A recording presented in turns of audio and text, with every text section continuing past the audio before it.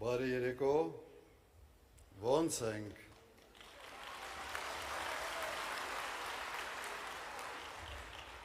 Ես բարձրանալուց մի քիչ ուշացա, սենց որտե փորձում եմ մարսել, ներկայացվեց որպես հետաքրքիր ձևակերպում տվեց Աննան Հայաստանի նախագահ երկրորդ վարչապետի թեկնածու։ Մի հատ ասի կարող է սենց ճիշտ կարող է ճիշտ բան չենք անում։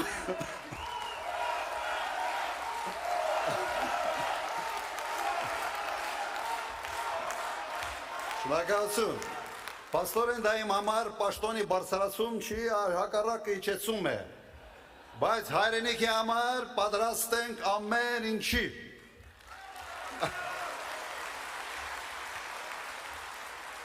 Սիրելի հայրենակիցներ, քույրեր եւ եղբայրներ, թիմակիցներ, այսօր մենք հավաքվել ենք հայտարարելու, որ մասնակցելու ենք խորհրդարանական ընտրություններին։ Մասնակցության ձևաչափը ևս հայտարարվեց։ Ուզում եմ նաև ասել, որ մենք տրամադրված ենք վճռական, մեր նպատակը հաղթանակն է։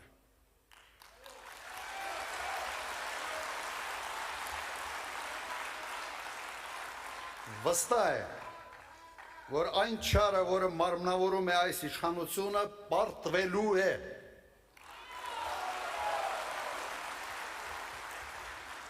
Ես նրանց հետ պայքարի մեջ եմ մտել հենց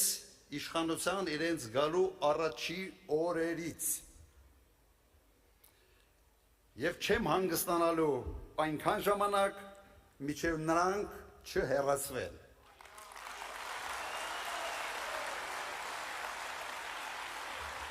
Իդեպ սրանով եմ տարբերվում այլ վարչապետի թեկնածուներից։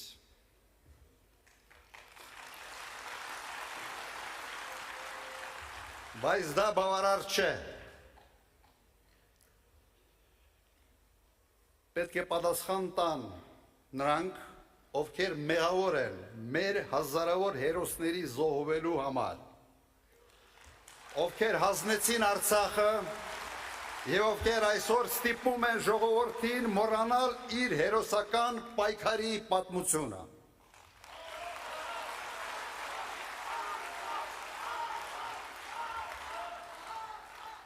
Սիրելի հայրենակիցներ, մենք ապրում ենք մի տարօրինակ ժամանակահատվածում, երբ փորձում են մեզ համոզել, որ մեր հարուստ պատմությունը բեռ է, որը մեզ հետ է քաշում, այլ ոչ թե հենարան առաջ շարժվելու համար, որ հայրենասիրությունը հնացած հասկացություն է, որը վնասակար է հայի ստամոքսի համար, որ ինքնությունը մեր էության մաս չէ, այլ սեզոնային մոդա է, որը կարելի է տարին մի քանի անգամ փոխել։ Այս վտանգավոր անհետեցություններին մենք ասում ենք ոչ։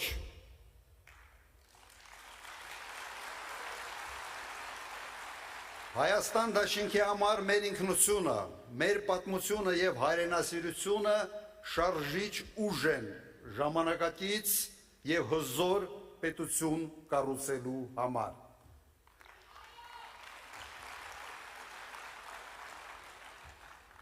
Այսօր աշխարհը վերածվել է քաոսի։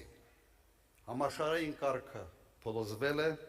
իսկ նորը դեռ չի ձևավորվել։ Ամենայն հավանականությամբ ջունգլիների օրենքը որոշ ժամանակ կլինի համաշխարհային նոր կարգ։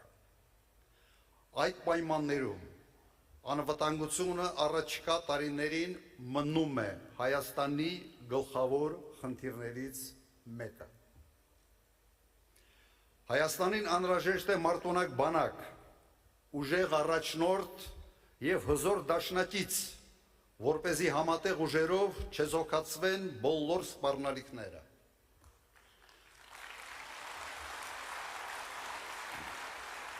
Հայաստանի արտաքին քաղաքականությունը պետք է լինի կանխատեսելի, հասկանալի եւ մերժի մեծ տերությունների հակասությունների վրա խաղալու տարբերակը։ Հիշեցնեմ, որ հենց այդ մոտեցումն ապահովեց Հայաստանի ամենախաղաղ տարիները իմ նախագահության օրոք։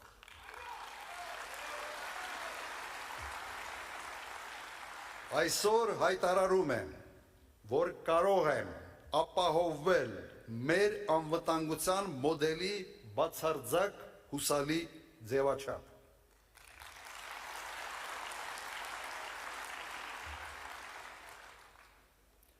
Մենք կողմ ենք Ադրբեջանի հետ խաղաղությանը,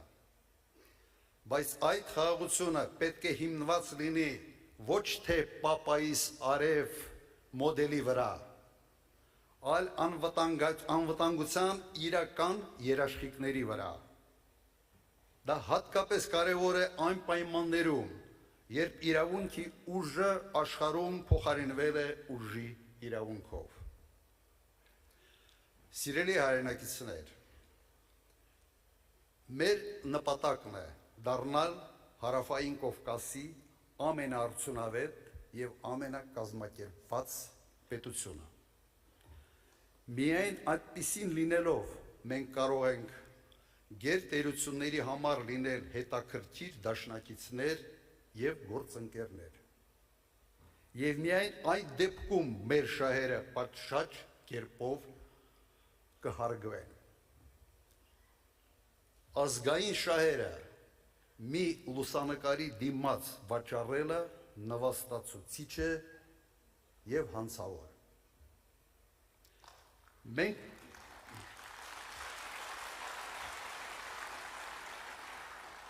Մենք կտրուկ կբարձրացնենք պետական կառավարման արդյունավետությունը։ Կառավարությունը ես եմ ներկայիս հայտարարակ ուսապարկային մոդելը պետք է փոխարինվի կառավարությունը մենք ենք կոլեգիալ ներառական մոդելով։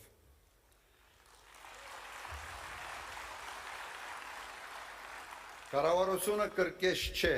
իսկ վարչապետը ծաղրացու չէ։ Իսկ երկրի բյուջեն վարչապետի ազնական գրպանը չէ, որից սնվում է իր ամբողջ թայֆեն։ Այստեղ մենք իրական կարգ ու կանոն կհաստատենք, վստահ եղեք։ Մենք կապահովենք տնտեսական թռիչքաձև աճ, ճիշտ այնպես, ինչպես արդեն արել եմ 98-2008 թվականներին։ Այն ժամանակ Հայաստանը մտնում էր աշխարհի ամենից արագ զարգացող պետությունների տասնյակի մեջ, իսկ վերջի 5 տարին հինգյակի մեջ։ Մենք պետք է ստեղծենք ժամանակակից մրցունակ արդյունաբերություն եւ գյուղատնտեսություն, որոնք ունակ կլինեն արտահանել ապրանքներ արտաքին տարբեր շուկաներ։ Սակայն տնտեսության աճը չի կարող ինքնանպատակ լինել։ Աճը պետք է անմիջապես արտացոլվի մեր քաղաքացիների կենսամակարդակի վրա։ Իմ օրոք Հայաստանի տնտեսությունը աճեց 6 անգամ, միջին աշխատավարձը աճեց եւս 6 պատիկ։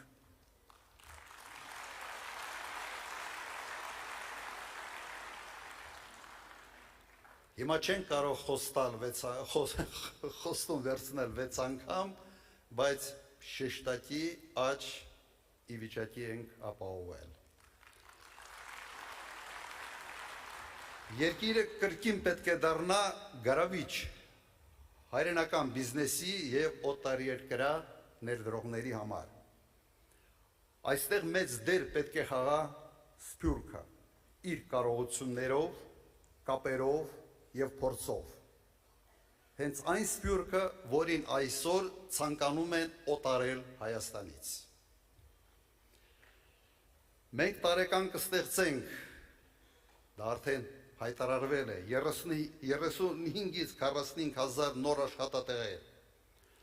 այնքան ժամանակ, մինչև գործազրկության մակարդակը կիջնի մինչև 5-6%, այսօրվա 14%-ի փոխարեն։ Սա ի վիճակի ենք մենք անել։ Սիրելի հայրենակիցներ, Հայաստանը ըստ սահմանադրության սոցիալական պետություն է։ Այս մարդիկ իշխանության են եկել արդարության մասին խոստումներով,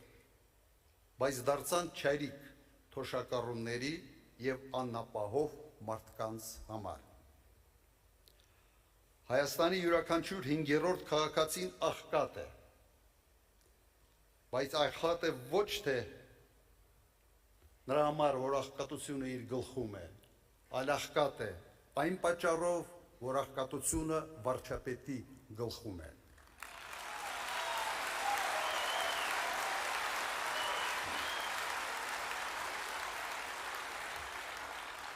Իմ նախագահության 10 տարիների ընթացքում միջին թոշակը աճեց ևս 6 իսկ աղքատությունը նվազեց 56%-ից մինչև 24%։ Ես գիտեմ, թե ինչպես դա կարելի է անել։ Մենք շեշտակի կբարձրացնենք բազային կենսաթոշակը և կսահմանենք պարտադիր ինդեքսավորում, որպեսզի թոշակները երբեք չարժեզրկվեն։ Կենսաթոշակի անցնելը պետք է լինի վաստակած հանգիստ, ոչ թե պատիժ։ Մենք վստահ ենք, որ երկրում աղքատությունը հնարավոր է կրճատել առնվազն 2 անգամ։ Ես խոստումների մեջ շատ զուսպ եմ։ Այն, ինչ ես նկարագրեցի, թե ինչ է արվել իմ նախագահության օրոք, վստահաբար ասում եմ, այդպիսի խոստումներ չեմ տվել, շատ ավելի համեստ էին խոստումները։ Արել ենք անգամներով շատ, քան տվել ենք խոստումներ։ Հիմա լինելու է նույնը։ Քաղաքացիների առողջությունը կառավարության առաջնահերթ խնդիրներից մեկն է։ Իսկ դա առաջին հերթին նշանակում է առողջապահության որակը և դրա հասանելիությունը յուրաքանչյուր քաղաքացու համար։ Սա ոչ միայն քաղաքացու առողջության հարց է, սա պետության առողջության ցուցանիշ է։ Մեզ խորապես մտահոգում է երկրում հանցավորության աննախադեպ աճը։ Կարող եք արդյոք որևէ մեկը բացատրել, թե ինչպես է հնարավոր, որ ոստիկանության ֆինանսավորման զգալի աճի հետ զուգահեռ անգամներով աճել է հանցավորությունը։ Թողեք ոստիկանությանը հանգիստ, մի ծանրաբեռնեք քաղաքական հետապնդումներով և ճնշումներով, և նրանք համոզված եմ ի վիճակի են հաղթել հանցավորությունը։ Մենք վճռական ենք այս ամեն ինչին վերջ տալ։ Երաշխավորում ենք կարգ ու կանոն փողոցներում, զորայական հանդուրժողականություն թմրամոլության նկատմամբ։ Դա դարձել է ազգային աղետ։ Համոզված եմ, որ այս հանցավոր բիզնեսը հովանավորվում է ամենից բարձր մակարդակներում։ Եվ սա անթույլատրելի է և կրկնեմ, մարդիկ խստորեն պատժվելու են, այլ տարբերակ ուղղակի չկա։ Քաղաքացիների կյանքը պետք է լինի խաղաղ և կանխատեսելի։ Սիրելի հայրենակիցներ, այժմ բոլոր կուսակցությունները պատրաստվում են ընտրություններին, ներկայացնում են նախընտրական ծրագրեր, տալիս են նախընտրական խոստումներ։ Հասկանալի է, որ ոչ մի կուսակցություն կամ առաջնորդ չի ասի, թե գալիս են թոշակները սառեցնելու համար կամ հարկերը բարձրացնելու համար։ Բոլոր խոստումները կլինեն գեղեցիկ եւ գրավիչ։ Շատ խոստումներ նույնիսկ նման կլինեն միմյանց, եւ դա բնական է, նույն երկիրն է, նույն խնդիրներն են, նմանատիպ լուծումներ տարբեր ձևակերպումներով։ Մի խոսքով գնում է պայքար գեղեցիկ ծրագրերի եւ գրավիչ խոստումների միջև։ Ինչ պետք է անի ընտրողը, ինչպես պետք է քաղաքացին տարբերակի թացը ջորից։ Ես առաջարկում եմ ամենապարզ եւ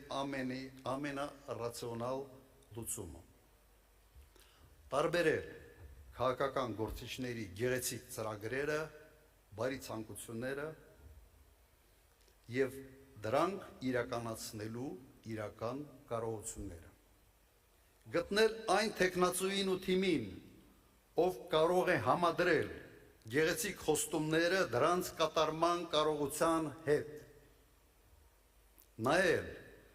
թե մասնակիցներից ով է իր փորձով,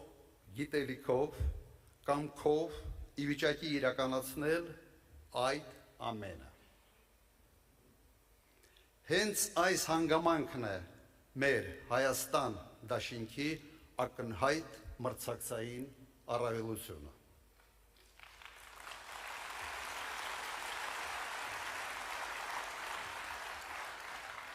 Ոչ մի տեխնացու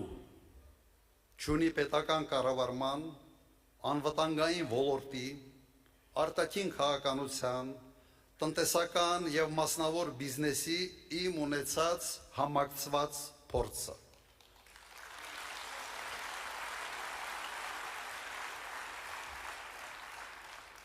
Այդպիսի փորձ ոնց որ Հայաստանում ընդհանրապես ոչ ոք չունի, այսպես է դրսևորվել։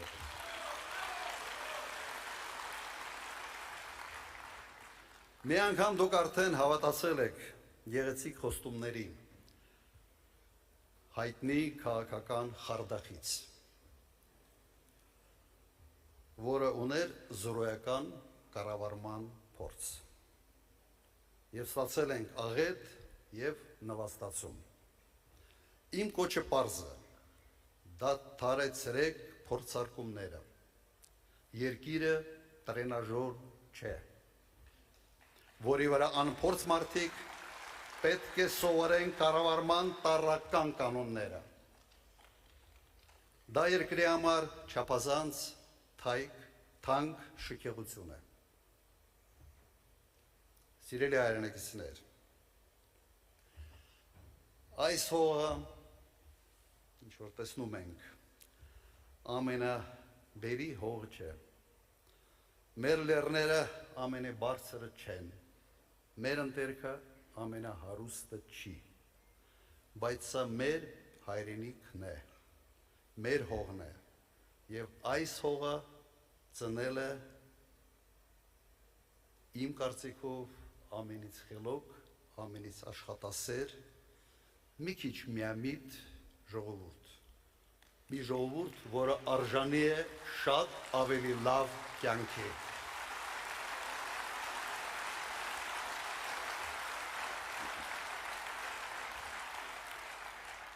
Դուք կարող եք ինձ սիրել կամ չսիրել,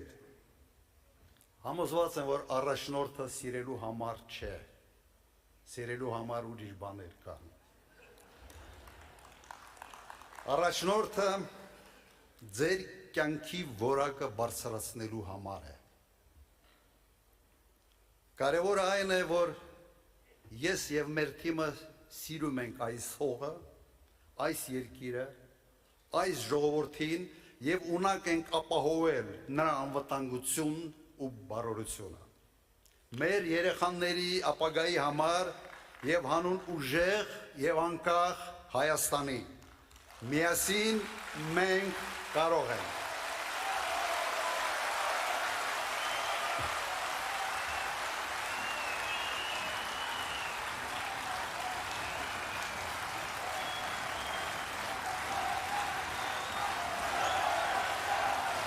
Շնորհակալություն։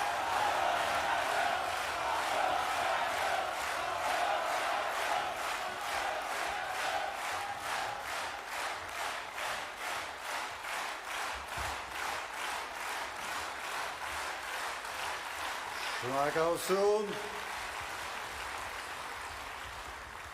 Սիրելի ժողովուրդ, սցենարով այնպես էր նախատեսված,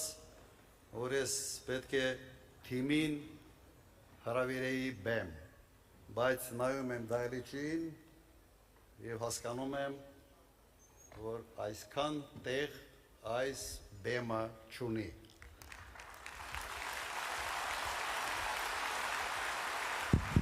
Դահլիճը լեցուն է, մեր թիմը դուք եք եւ նրանք են, ովքեր այսօր դիտում են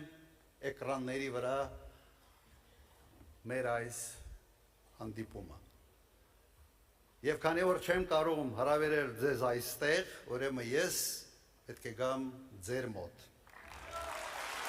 Շնորհակալություն։ Լավ է։